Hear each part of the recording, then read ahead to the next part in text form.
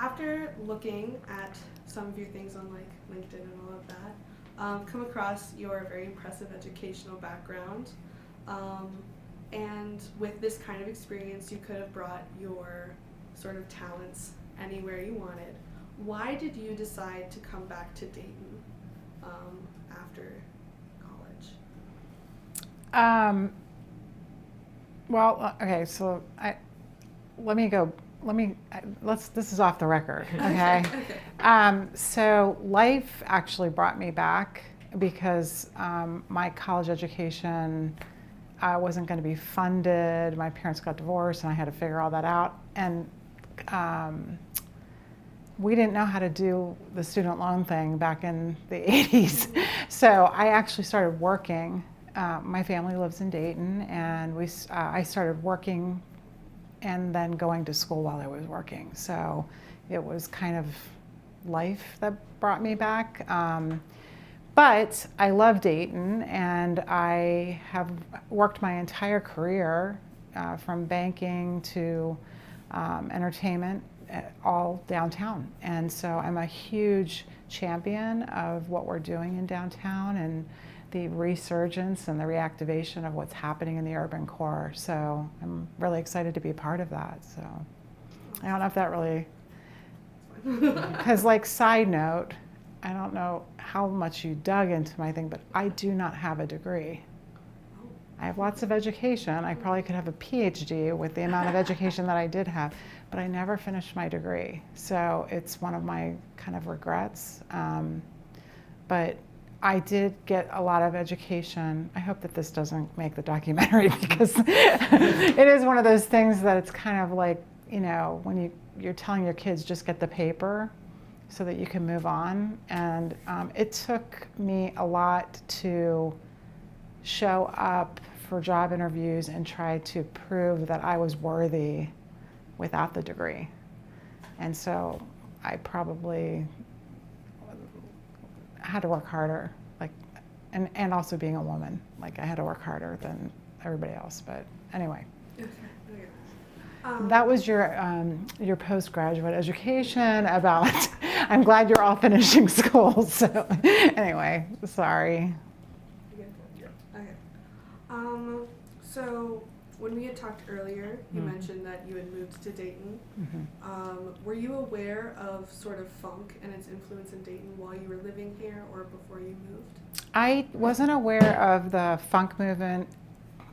I wasn't aware of the funk movement in Dayton until I really got ingrained into the entertainment side of business. You know, I was working for the Victoria Theater Association, and as we were celebrating our 10th anniversary, we had the Ohio Players and Bootsy Collins and George. So it was an entire all-star lineup of funk music all-stars. And I think that was probably the first time that I realized how important, or how Dayton was really the epicenter of funk music and the creativity that was going on during that time. So as I moved in my career, and especially when I came to the Levitt and knew how important funk music was to our community, we were very committed to celebrating that in the way that we programmed our season here. Of course. We discussed this a little earlier, so while some people outside of Dayton may perceive it as sort of a small city with limited offerings, many native Daytonians would sort of counter that. What have you noticed with your work in the city about Dayton, and how would you describe the city's culture? So I would definitely identify Dayton as a city that has a lot of grit and resilience. But the key piece of what I think defines Dayton is about innovation and collaboration and creation. And while there have been a lot of larger organizations that have left, you know, who were once headquartered here and then left to move to other cities that are bigger, my philosophy of that is that Dayton is such a great incubator for young companies and especially entrepreneurship because of the ability to be so flexible and collaborative, and it's easy to navigate, and everybody is so incredibly generous with their time and willing to work together. In larger cities, that's hard to find. So I think in terms of that ecosystem of innovation, I think that's what really sets us apart, and it gives breeding ground for the growth of new ideas, new companies, and allows them kind of the safety of a space to come alive. If you're around all these giants, you may feel stomped out. Here, I think everybody can really be a big fish in a little pond because we give each other that encouragement to succeed, and it's really kind of inspiring. And I think that's what sets us apart. Is that, well, I love the fact that you can get anywhere in 10 or 15 minutes, so the traffic is fantastic. The cost of living is incredible. But then, on top of that, it's the amenities. It's all the things that make, you work hard, you do all the things that you need to do during the day, and we have this incredible park system, arts and cultural assets, all the fun things happening downtown with distilleries and breweries, and I think it's a great place to work, live, play, and create. I really do believe that. Let's see. So it's no secret that Dayton has had its fair share of economic and social hardships. Mm-hmm. Why is it important to keep a culture of arts and music alive in a place like Dayton?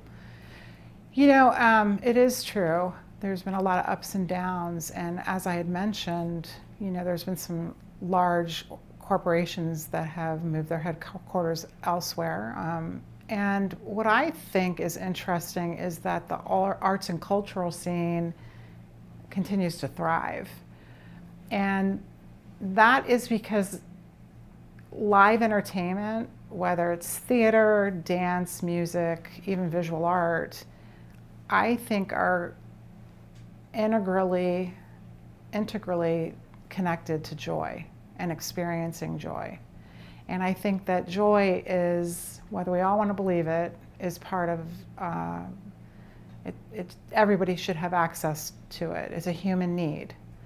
And on the other side of it, the arts and culture scene lends to the economic impact.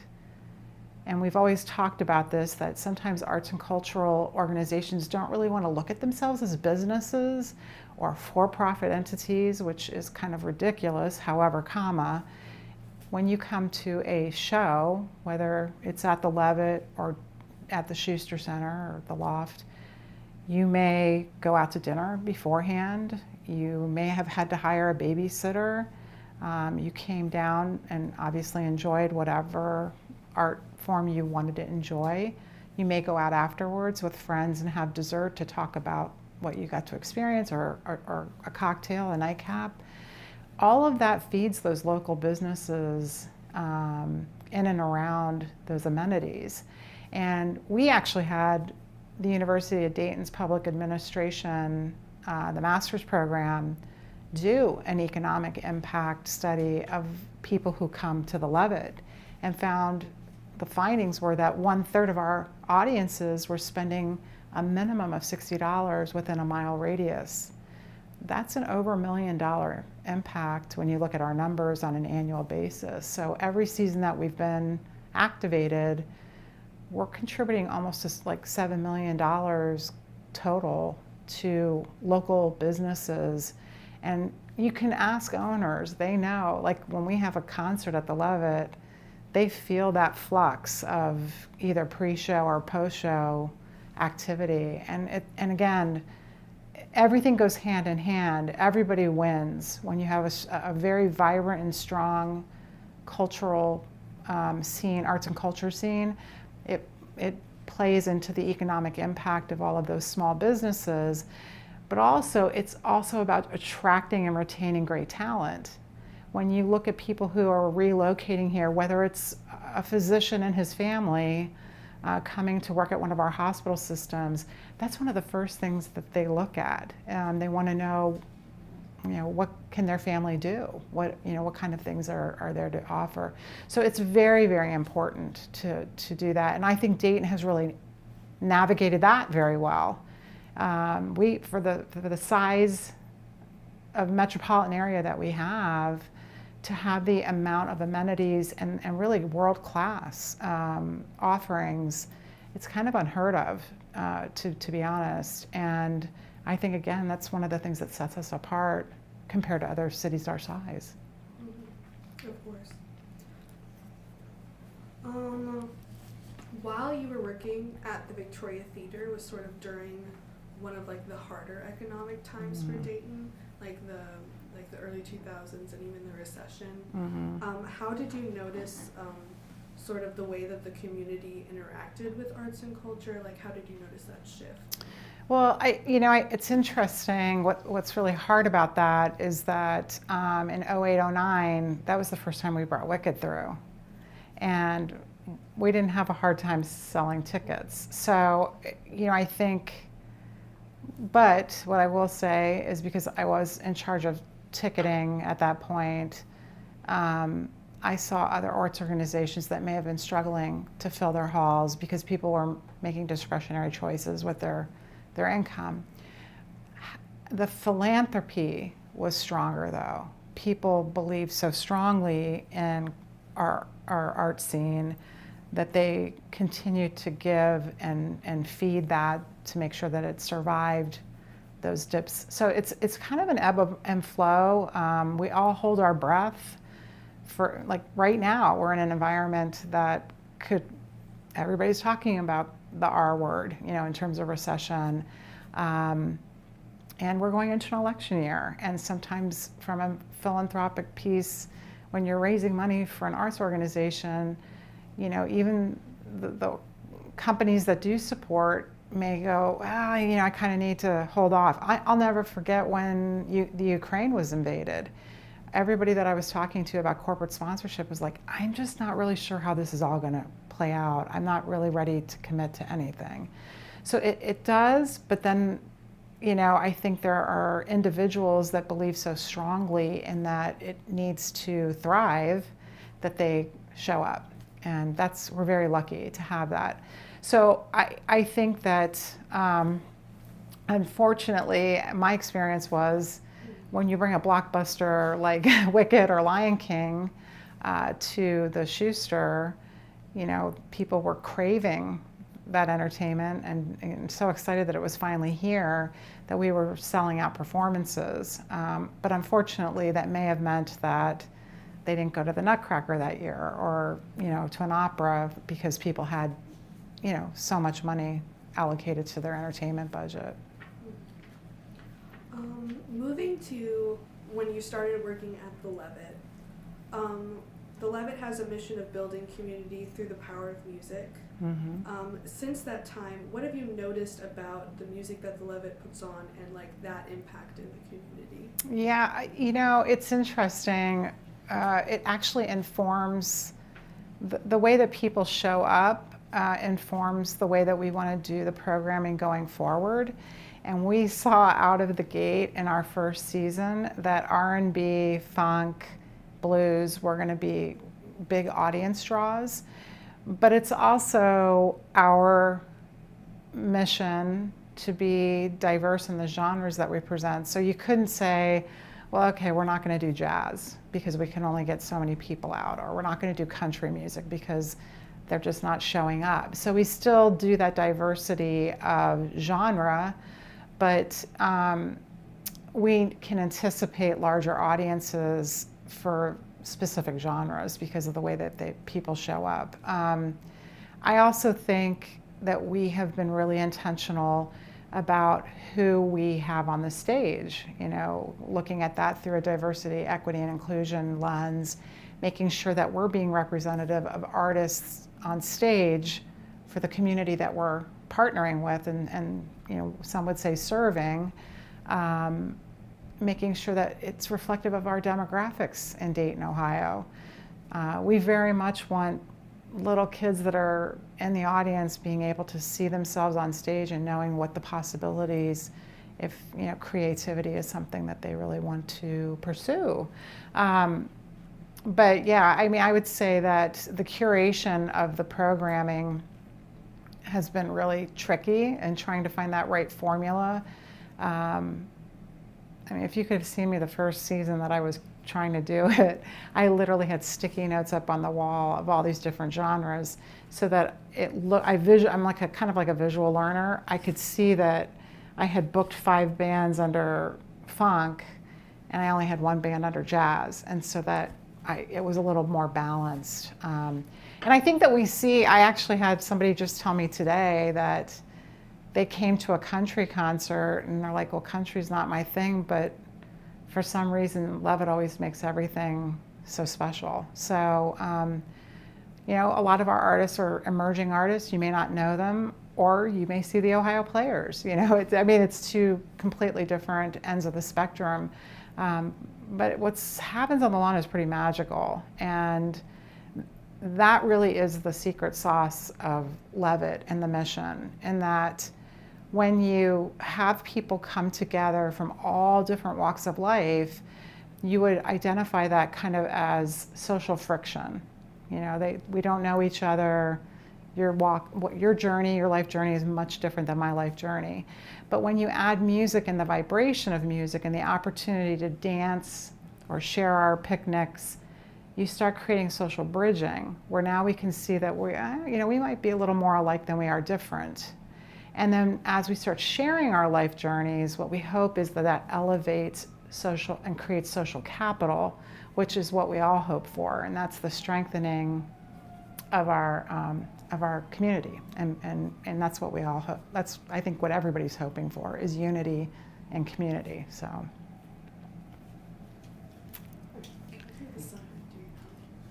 can hear it a little bit. Well, I have to switch pages anyway. So that's downtown Dayton. I'm surprised we can't smell weed. It's like.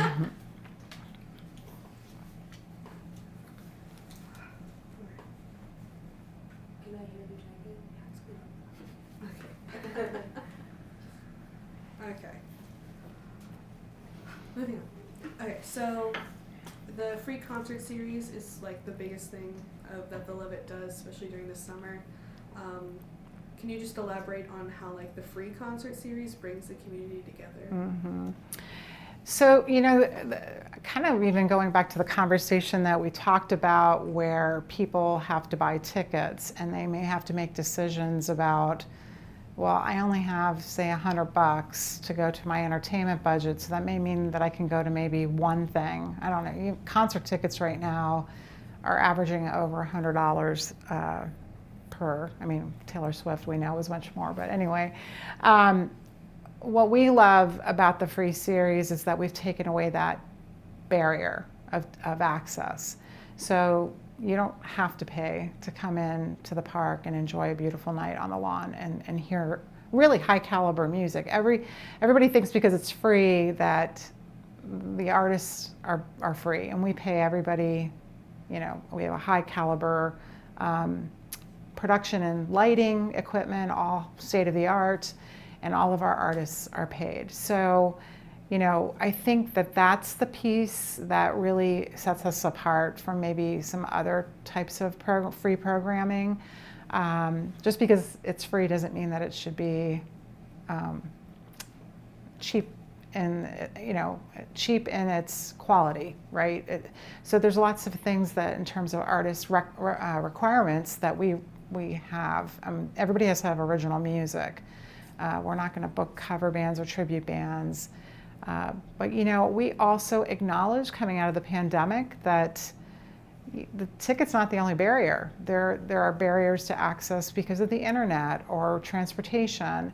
So we launched a new program called Levitt Connect Community, and that's where we do pop-up concerts out in the community, meeting people where they are, especially going into marginalized or under-resourced areas of our community and bringing music to them. The other program that we do is educational outreach. We do a summer camp here, but we also take artists into schools. And again, there's schools that maybe the music program has been kind of written out of the budget. And there are kids that probably, we believe that those voices need to be lifted and also expression of creativity. So we just want to introduce them to those ideas that they can unlock that creativity and work in that and work in those environments. So it's kind of all of those things kind of rolled up. The free concert series is our flagship. It's our mission. It's who we are. And then we see needs and we adapt and we try to include more. We want everyone to feel like they belong and that they're welcome here. How has the reception been to the pop-up concerts? It's been really incredible. I'll give you an example. At the end of last year, we went to Westtown Shopping Center, which, Dayton's been segregated for quite a while. The river and obviously the highway and the redlining that happened in our community brought some really horrible times to the west side and a little bit of the east side too, but the west side has been really tough and has been historically African American. And so Westtown is a shopping center that has kind of had some troubles, but Montgomery County partnered with Sinclair and put an employment opportunity center in there with the hope to kind of lift it up. But the community wasn't showing up. And I was talking to them about it, and I said, why do you think that is? And they said, well, it's run by the government, and the community doesn't trust anything that's run by the government. And I said, well, what if we did a funk concert in the parking lot? And they're like, we could do that? And I said, why not? Let's try it. We had food truck rally, we had Dayton Funk All-Stars perform, and we had 500 people show up with their lawn chairs. And it just felt magical that any other day that you would stop by Westtown, you may not have felt comfortable in that it was deserted. Sometimes when there's nothing happening, you feel that little bit of isolation. This was almost like a block party. People were hugging each other, they're excited, they're dancing. And I had a woman stop me and say, thank you, thank you. She goes, this is better than the Levitt. And I said, whoa, let's not get crazy. She goes, no, you're not from the hood. You don't understand. And she said, thank you. She goes, nobody does this for us. We appreciate you doing this for our neighborhood.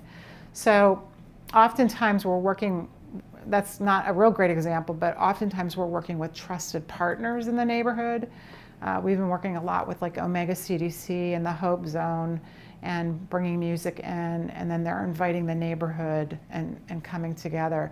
So it's really been kind of fun to see that series and that work kind of evolve over time. But I guess that's a kind of an example of really great reception. So we continue on. We keep doing the work.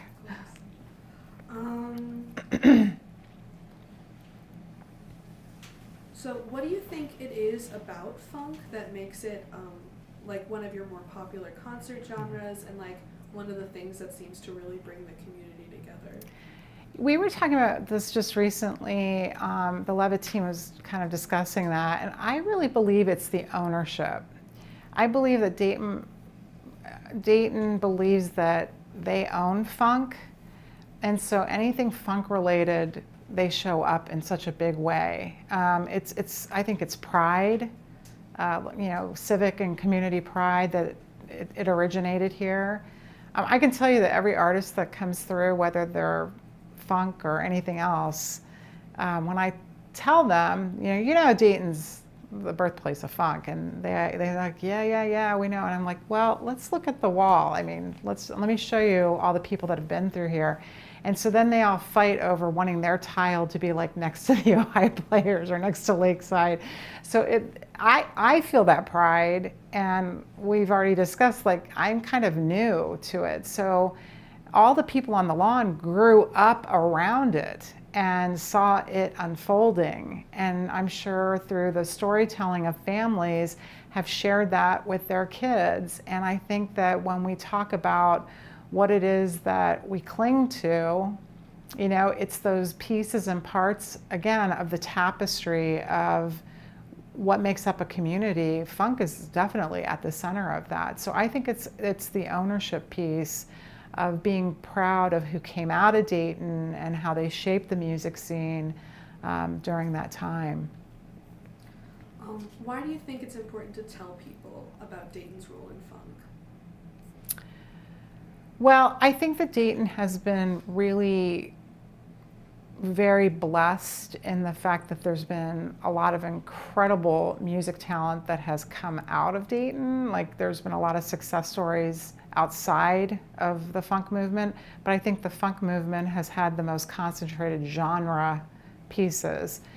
Again, I think it goes back to the innovation and the creativity piece of who Dayton, of what we were talking about in terms of what Dayton actually is, and showing, I guess, shining a beautiful light on a success story and saying, you know, in the music scene, these were the innovators.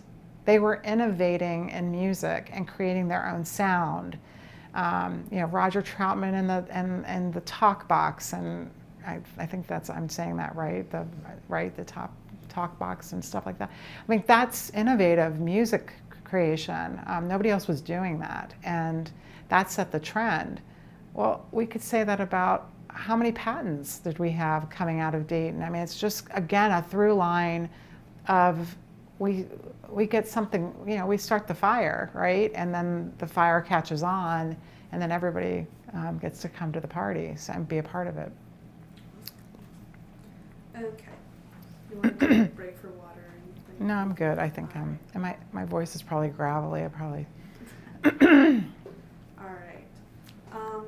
We're going to go back to another important mission you had mentioned of the Levitt to empower the youth and of the community through music, with that mentorship program and then the summer camp.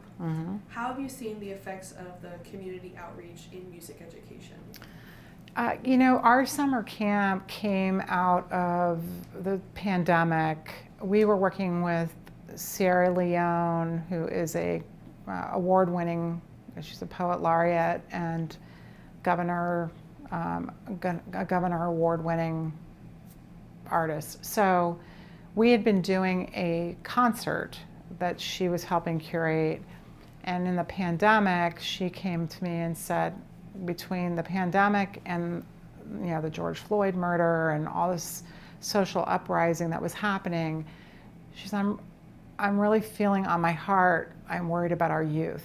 And would you think about taking that stipend that we kind of would allot for the concert and move it over to maybe doing a summer camp, and especially trying to get our urban youth to participate? And I said, let's do it. Let's make it happen. Which is one of the fun things I can tell you about being a small arts organization. Very nimble, very flexible. You don't have to run it up a ladder. It's you know, a conversation that you kind of sift through the lens of, is it mission, is it centric to our mission? And we couldn't think of anything better than, again, lifting up the voices of our youth and giving them a platform where they can express themselves and be able to talk about what they're feeling and going through. And that very first camp, I will never forget how, you know, we had, I think, 25 kids show up, awkward and strangers, and like nobody really wanted to talk to each other at the beginning of the day. By the end of the day, they were all hugging each other, sharing digits, you know, and at the end of the week, they were crying that it was coming to an end. And I heard that they stayed connected on Discord and continued those relationships. And a lot of them came back. We had probably like 7 to 10 that repeated the following summer. So again, if you look at it through the lens of community building, I can't think, I mean, in today's day and age of social media and screens, I couldn't think of a better way to create community than bringing them physically together and having them write music.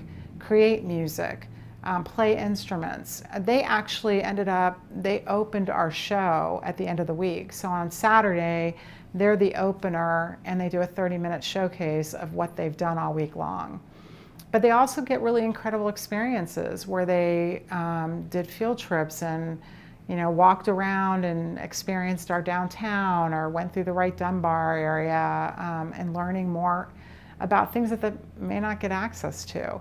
And that's how I feel about the in-school program too. We took a artist to Kaiser Elementary, and the kids fell in love with the artist. They could not, fifth graders, we didn't think we could hold their attention, that they would be fidgety. And they had great questions for him. They all wanted his autograph at the end of the session.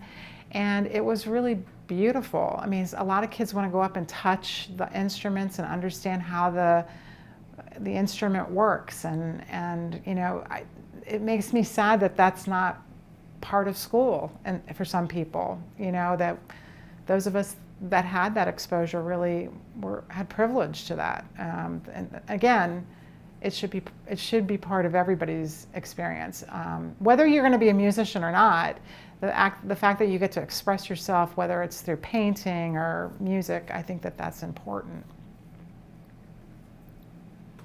Of course.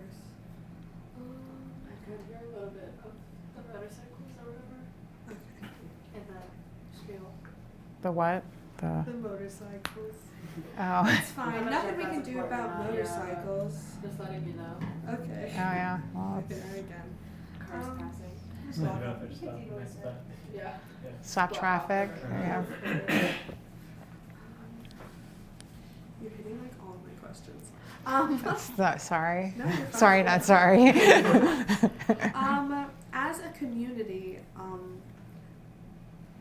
where's that again?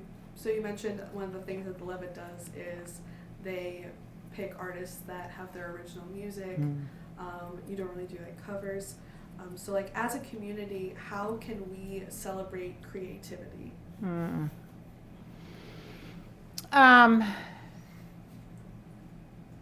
As a community, how could we celebrate creativity? Well, I think that supporting creativity, and whether that means showing up or becoming a creator and taking the time to experience that on your own, I think is also important. But I want to talk about something that it was interesting at the beginning. I was getting kind of a lot of pushback from the musicians in our community that we don't do tribute bands or cover bands. And I had a really interesting conversation with Darren Bell about that. And he said, for you to become a star, you have to be playing your own music. And he tries to impress that upon young up-and-coming artists, musicians. And he points to the funk movement. And he said, if you look back to the 70s, we were all in garages making music. And that is how the funk movement happened. We weren't playing other people's music, we were playing our music and creating new music. Did you want to fix that? Why is everybody looking at the lights? Sorry. Did it just get weird? Sorry, one of our lights One of them went out. Sorry about that. That's okay. If you just open the computer. You keep the tissues over here? Excuse me. Thank you. Bless you. Thank you. And your computer battery? For draining that. Sorry about that. No big, yeah, no biggie. And part of the, well, and multiple parts of. I'm just very happy it was one of these easy ones like days ago. Yes, Sunday, I guess. So it's good. Who else? Did I get it right in the right spot and everything? Yep. Make sure there's no spill on. You want to start? Yeah, it's the flag is still working. So it's Yeah. all right. Sorry about that. That's okay. No apologies. Sorry. One, I had to blow my nose, and I needed a little snack. Okay. Okay. Little snack break. All right, we're almost done.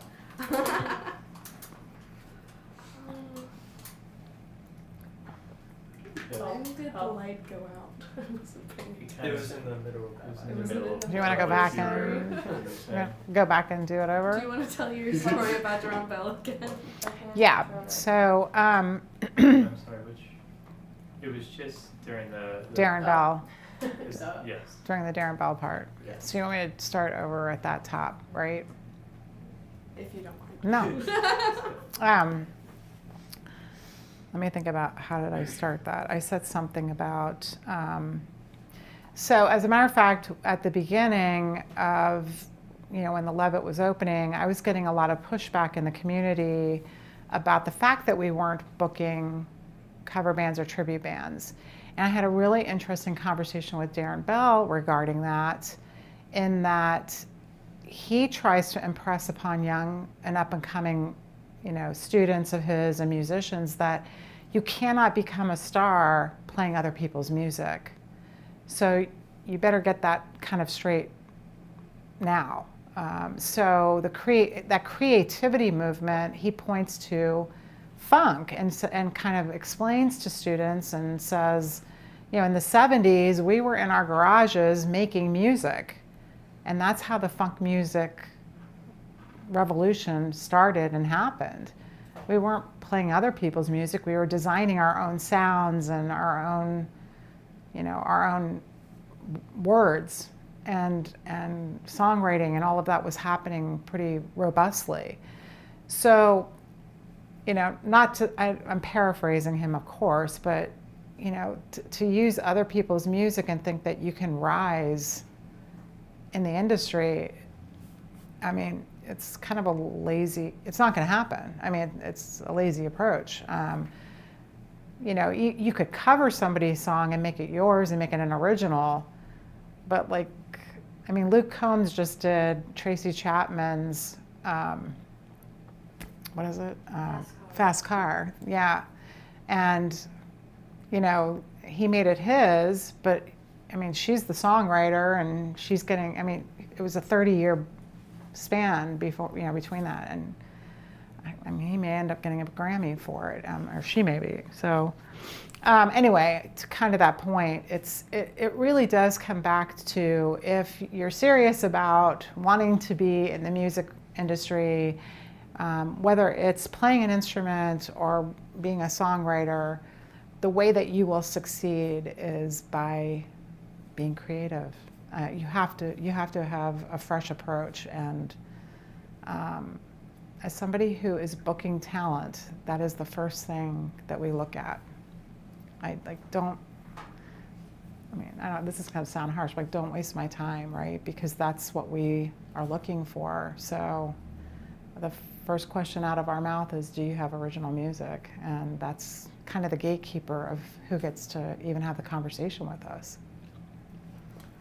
So a lot of our story that we're doing is about preserving funk and how it exists sort of around us today. Mm-hmm. Why do you think it's important to preserve funk, especially in Dayton? I think because it's such an integral piece of our history and who we are, and probably our DNA of the character of Dayton. I think it's important for us to continue not only to tell that story, but to celebrate and support up and coming funk. Because I will tell you, everybody that's doing funk music now, that maybe they're not from Dayton, the honor and respect for the people who came before them is tremendous. And I can't say it enough. They really, I think that may be true of all genres, but as we're talking about funk, if you were to look at the top 50 funk bands, funk and R&B bands from the 70s and 80s, probably a third of them were from the Dayton community. So the fact that so much of that happened here, I think it's important for us to continue to tell that story, and then also like encourage the story to continue. Like, we don't want it to die. I mean, we want to keep that, it's almost evolving. They were original sounds that came out of the 70s and 80s, and everybody does, they all put their spin on it, but that's the beauty of the curation process and the creation process of music. So it may not be like the Dayton funk sound, but let's keep celebrating funk music because that keeps funk alive. Of course. All right. This is my last question. So we had talked earlier about Dayton's hardships and all of the sort of things that have happened in the Dayton area and West Dayton and all of that. How have you seen music help the city of Dayton heal? Oh my gosh.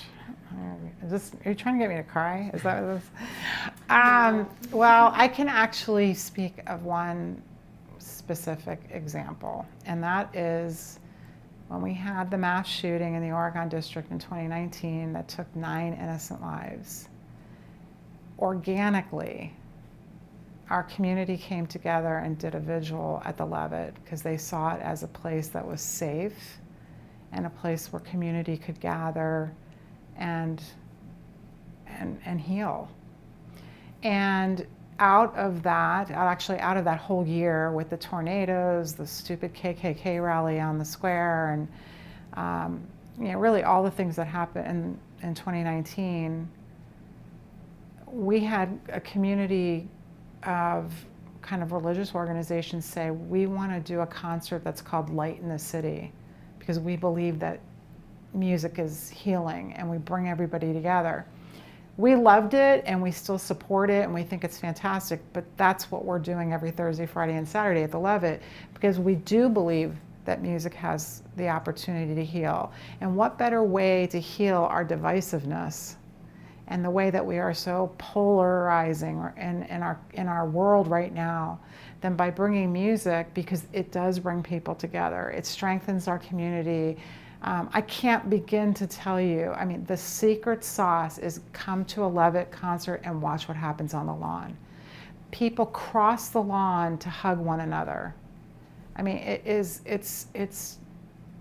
reassuring. It makes you feel like there's hope and love, and I can't think of anything more that we need right now, and it's all through music. Music is the thing, it's the equalizer, it's what transcends. If you speak a different language than I do, if we are sharing in a vibration of dancing together through music, everything disappears. I could be an unhoused person, you could be the wealthiest person in Dayton, but there's something healing that happens where we remove all of those labels that everybody else wants to put on us, or society, socioeconomic things that people want to define everybody with all these labels. That dissipates and goes away because music just has the ability to unify. And it's the storytelling. How many songs have you listened to and it's brought this emotion up into you, whether it's joy or sadness, because you kind of relate to the story. Storytelling goes back to caveman time and all our tribal, if you think about all the tribal things that happen, and tribes are unifying, right? So what the universal language of music does is kind of brings together everybody that's different and creates almost like a tribe. And that's what we hope. We need more of that.